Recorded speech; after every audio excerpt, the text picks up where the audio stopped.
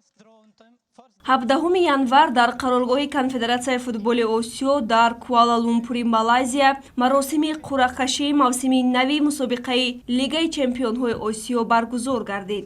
Маросим ба таври онлайнӣ сурат гирифт. чемпиони Тоҷикистон бошгоҳи Истиқлоли шаҳри Душанбе дар сабади сеюм ҷойгир шуда, тибқи қуръакашӣ шомили гурӯҳи А гардид. ҳарифони дастаи Истиқлол дар марҳилаи гурӯҳӣ дастаҳои Ал-Ҳилоли Арабистони Саудӣ ва Ал-Раяни Қатар мебошанд. рақиби сеюми Истиқлол пас аз рақобати дастаҳои Шарҷаи Амороти Муттаҳидаи Араб ва Ал-Завраи Ироқ дар марҳилаи плей-оффи сеюм муайян мешавад. тибқи қарори нави Конфедератсияи футболи Осиё, бозиҳои марҳилаи гурӯҳии Лигаи Чемпионҳои Осиё дар минтақаи Ғарб аз 7 то 27 апрел доир мешаванд. яъне бошгоҳи Истиқлол бозии якуми худро дар доираи ин мусобиқот 7 апрел доир менамояд.